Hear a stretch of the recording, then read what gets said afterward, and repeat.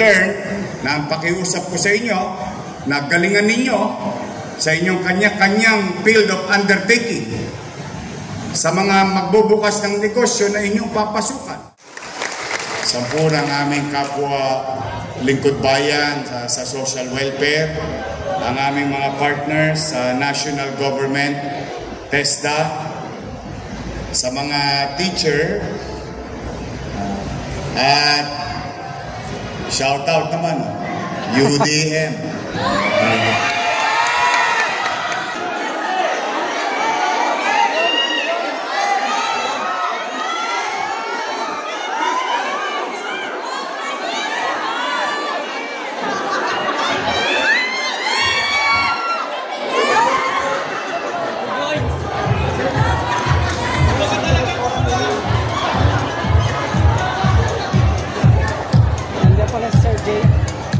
J.R. De La Fuente, Director of Manila Department of Social Welfare. Magandang araw po sa inyong lahat, at para po sa ginagawa natin sa araw na ito, sa inyong pong pagtatapos, ibinibigay ko po sa inyo ang tao na nagbigay din po ng pagkakataon sa akin para makatayo muli sa inyong harapan.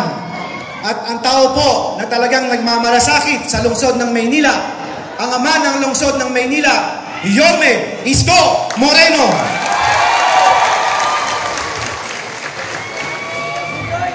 Opo kayo.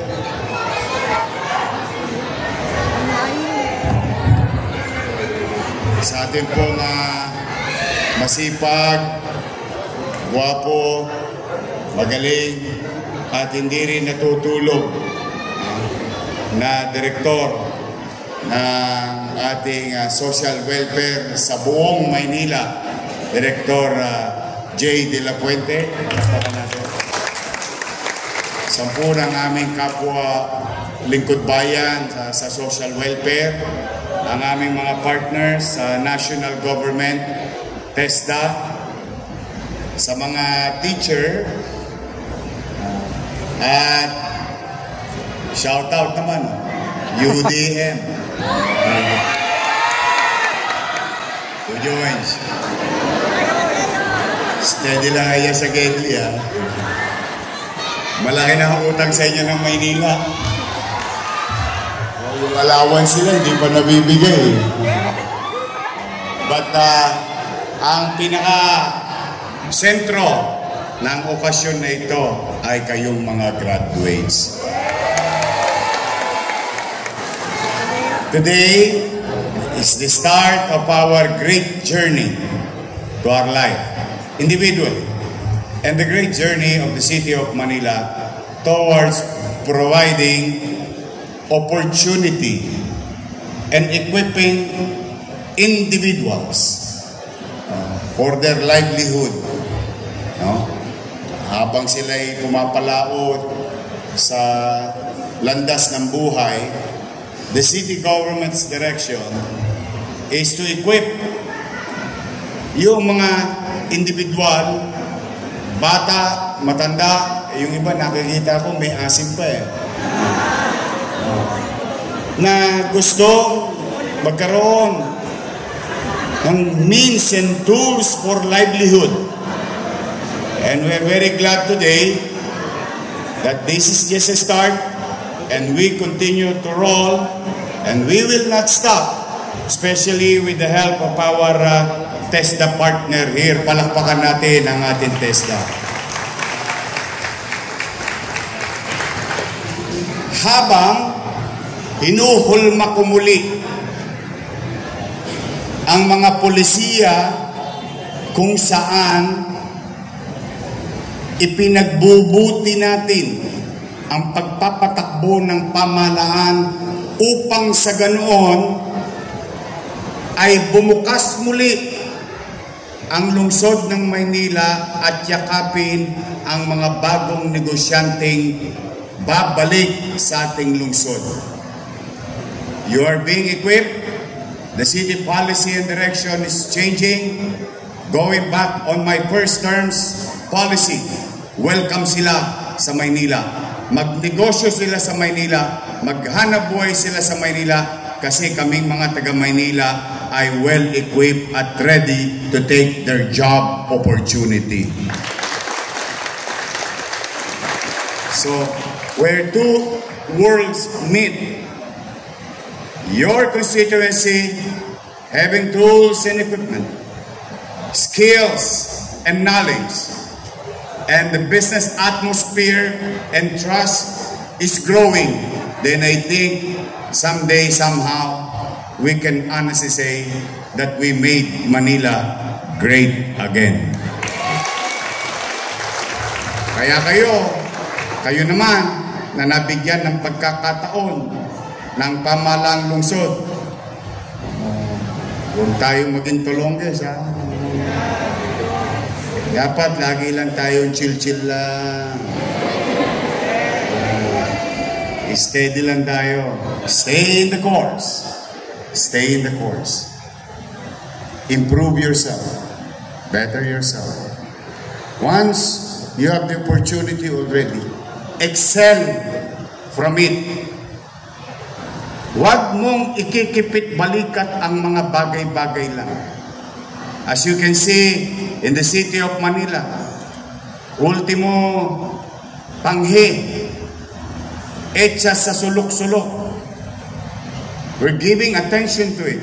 Small details, broken windows, filth, disorder, chaos.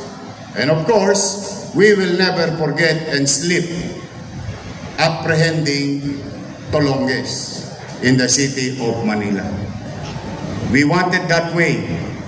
Bakit?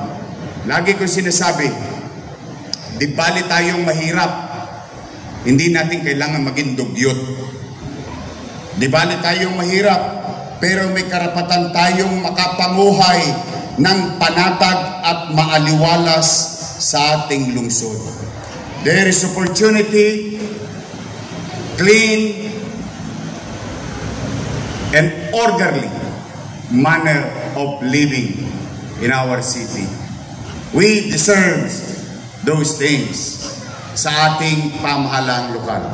Now, in return, na ang pakiusap ko sa inyo, na galingan ninyo sa inyong kanya-kanyang field of undertaking, sa mga magbubukas ng negosyo na inyong papasukan, sa mga kliyente o boss na inyong mamimit.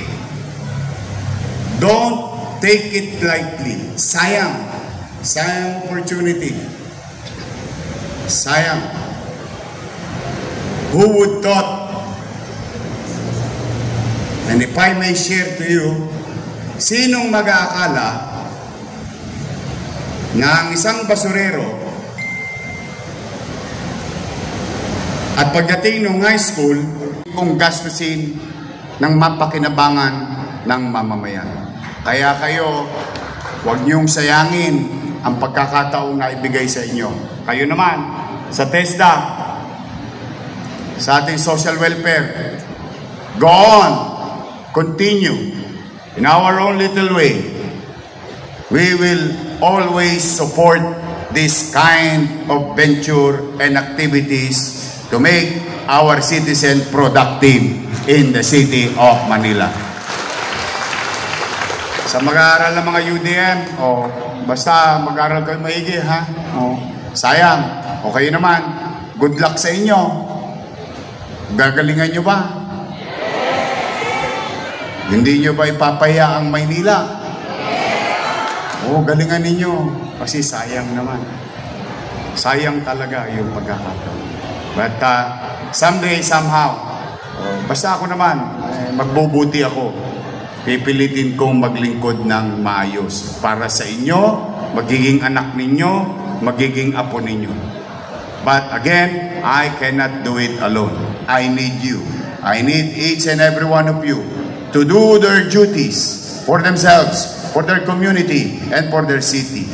We need to do and get things done. Yung ating kani-kaniyang responsibilidad. So muli, I wish you all the best and especially good health in your next journey in life. And may God continue to guide and bless each and every one of you. Maraming salamat. Congratulations. Pagpalain nawa kayo na angkong may kapal. Sabay-sabay. Manila! God first. Thank you.